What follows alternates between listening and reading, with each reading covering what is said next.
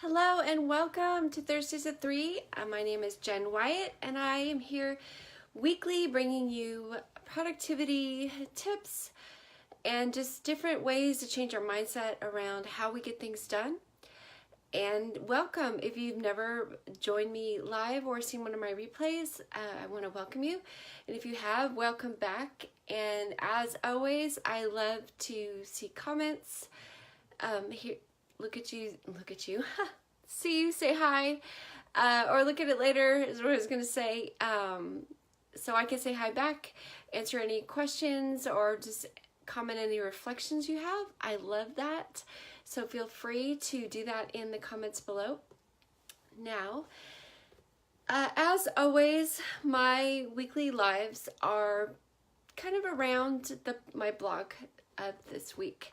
So this week's blog, I wrote about creating margin, and it's actually a topic I'm going to talk a lot about over the next couple of weeks. Goodness sakes, I am like all over the place. I've had the craziest week, which is exactly why we need to create margin, right?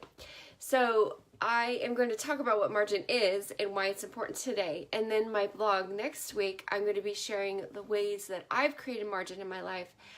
And if you're part of my Jumpstart Your Productivity community, then about 30 minutes, about 3:30, I hop in there weekly. I did it last week. I'm going to do it today and kind of give you more of a hands-on. It's more of a workshop-y type of a feel. Again, it's quick. It's like 10 minutes. But we kind of dive in a little bit and get into the how-tos. So anyways, without further ado, and hopefully no more tongue ties, definitely need more coffee this afternoon. I'm a coffee lover and definitely need a boost because sometimes your weeks are just crazy. But that's what margin is all about. Now, if you don't know what margin is, I mean, essentially, if you think of a piece of paper and, you know, if you have like a regular, like, I think I have a notepad right here. I do.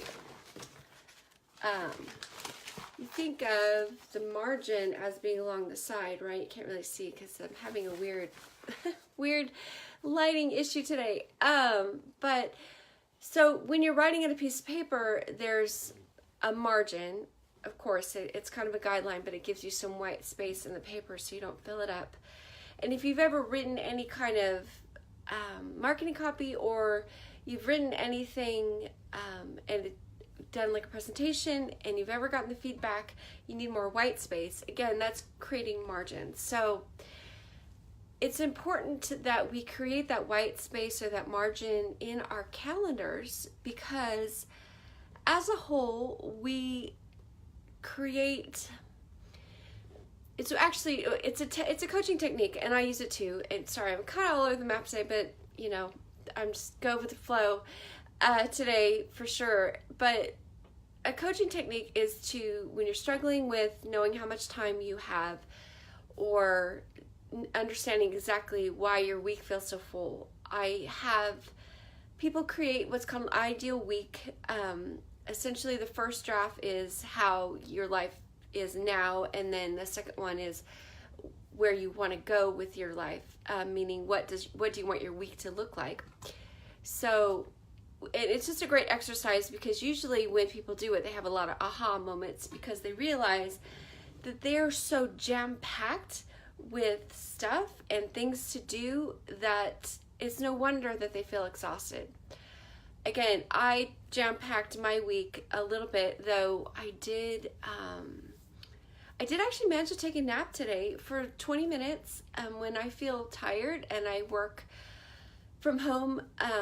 I allow myself to take a nap, and that's not a bad thing. It actually perks me up. It gets me ready. And again, that's creating margin. So basically, margin is, just to have a definition around it, is a space between our load and our limits. And we often pile so much up on our, so we're at capacity. We have our maximum load, right? But really, we need to have it about right here, because we need that margin. Now, what margin gives us is the space. It just gives us space. And that seems really weird because, especially coming from me, because I like things to be scheduled, I like things to be on time, I like things to be organized.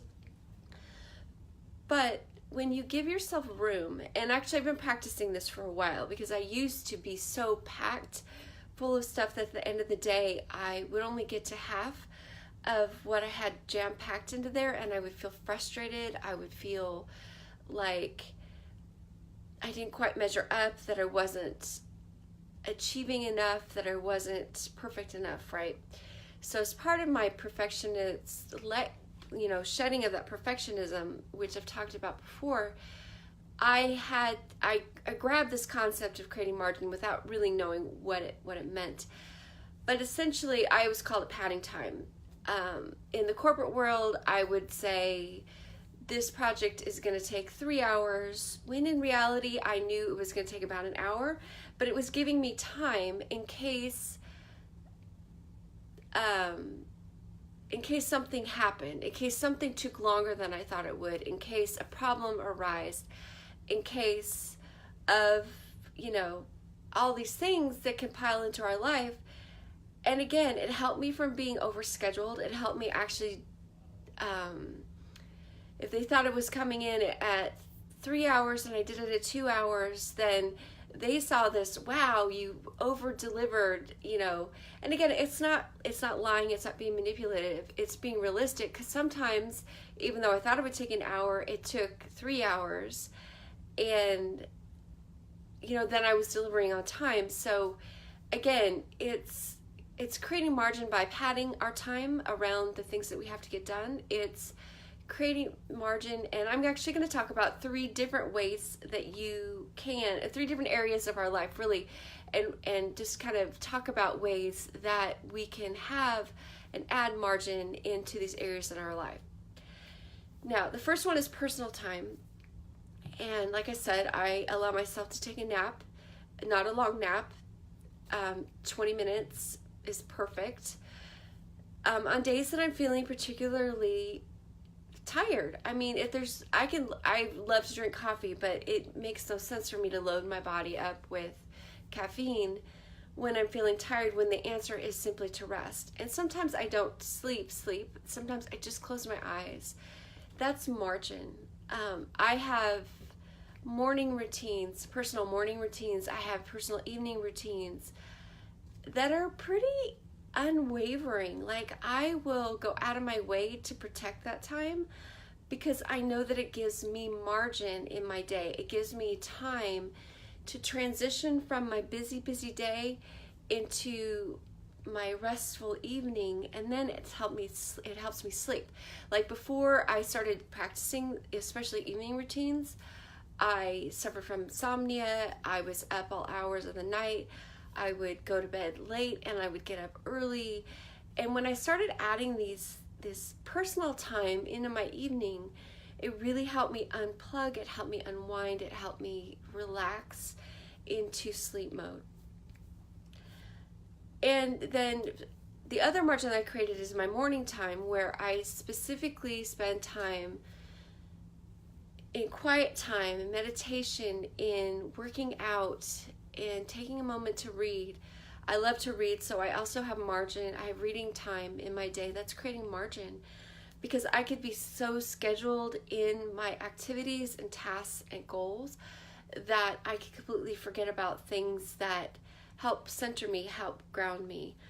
And it's just been important to me to have that personal time, to have that margin in my day for me, because as an entrepreneur, as a mom, it's so easy, and as a woman, right, it's so easy for us to pour out and pour out and pour out, and at some point we run dry, and that's when we get overwhelmed and frustrated. And for me, and I don't know if you felt this way, but for me, I have actually felt like if one more person asks me to do one more thing, or why does everybody need me, when is my time, I mean, I've had those thoughts. And it really stems not from the fact that I don't want to do these things. It stems from the fact that I'm running on empty. So my personal time, that margin creates for me that fuel that fills me up so the next day I can start off, after my morning time, I could start that day fully charged and ready to reach out, to be of service, to help people, because that's my desire, that's my heart's desire.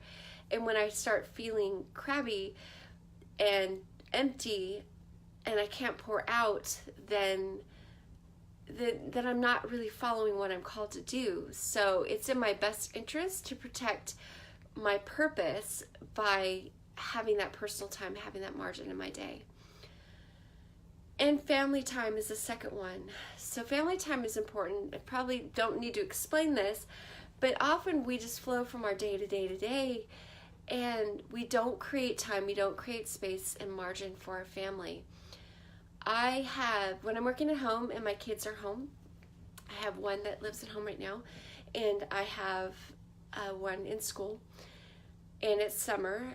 Part of the week he spends with his grandparents, because totally, anyways, it's just good for him to be out and spend time. I am an advocate for spending time with family members, but that's another topic, though it kind of is related, because again, I'm creating margin in my son's time by having him go and spend time with his grandparents, but it also creates margin for me. It creates space for me really to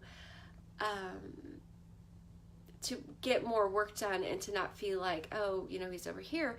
Even though when he texts me, I respond. When he calls me, I respond. But when he's home, I have an open door policy where I know that certain times of the day he's busy. He has a game that he likes to play. And there's certain times that he is reading his book, because he has reading time scheduled. But there's also times where it's kind of an open door where he can kind of come and go.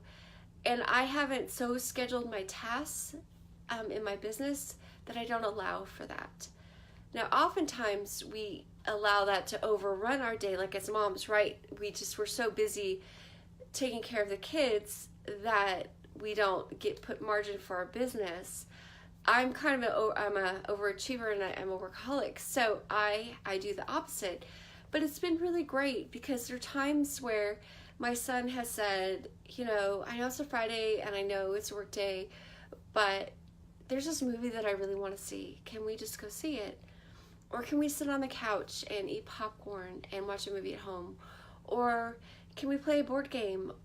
Can we play cards? And I'll say, okay, I have this room in my schedule already because I haven't overscheduled myself, and I can say, sure, absolutely. When I have lunch with my middle son who lives at home, I have lunch with him when we're both home together. We sit down together and we eat lunch. We prepare together and we eat lunch. That's creating margin for my family. I have specific times that I spend with my husband. That's creating margin. And again, we can probably think of those things as scheduling them in, and that's a really great way if you time block or use any of those kind of time management techniques. It's good to put it in there, but what you're really doing is creating margin, and you're creating opportunities that may not have been there if you'd overscheduled yourself with activities. And then the third one is sharing time, and that really is spending time with friends.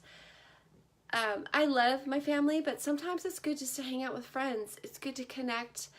It's good to be able to go to Starbucks or Panera and share a coffee and some time and just talk about life. It's good to have those pockets of time. And for me personally, there was a time where I didn't do that. I'm an introvert, so I am more filled by quiet time and private time than I am by group time, by time with groups of people. So there was a time in my life where I didn't pursue that at all, and it was a very stagnant, dry time for me. I did work on my personal growth, but because I wasn't sharing that growth with someone, and I wasn't talking through what I was experiencing, and I wasn't connecting with anybody, and I wasn't finding out how they were growing, that it really was a dry time for me, and my growth was very, very slow. So do create margin for sharing time, for spending time with friends, extended family, anybody who you don't even, it's not even about mentorship or speaking into one another's lives. It's just hanging out. It's having fun. It's enjoying something other than what you do on a day-to-day basis. And that's what creating margin in friend time. Now, just to kind of recap, I talked about why it's important to give ourselves space in our day, and I talked about 3 specific ways or areas that we can create space in our days, and that's personal time, family time, and sharing time. Now, do stay tuned next week. I am going to talk about how to create that margin. I mean, I talked about different ways you can, but I want to specifically talk through my list of ways that I create margin in my day and allow you the opportunity to kind of look at your day and say, oh, I can do that. That sounds great. So I have 10 different ways that I'm going to share that I've created margin in my day. I've shared some of them already, but mostly because of the why. It's really important to me that we all understand why creating space in our day is important. If it's simply as looking at your day, what you normally do, and taking a third of that time and just not scheduling anything is fantastic, because you feel less rushed, you feel less in a hurry, you feel more able to manage whatever flies in your way. I've talked about that before. How do you manage, when you have a perfectly planned day and things just kind of blow up? Well, you do that really by creating margin. I mean, that's the simplest way, the simplest explanation of it, because if you have margin in your day, then if something blows up, it's okay. You can handle it. You're not like, oh my gosh, I have to move on to this next thing now. So thank you so much for your time. I look forward to speaking with you next week, and I am hoping to see you live. If not, I'll see you in the comments. Bye, and have a great and productive day.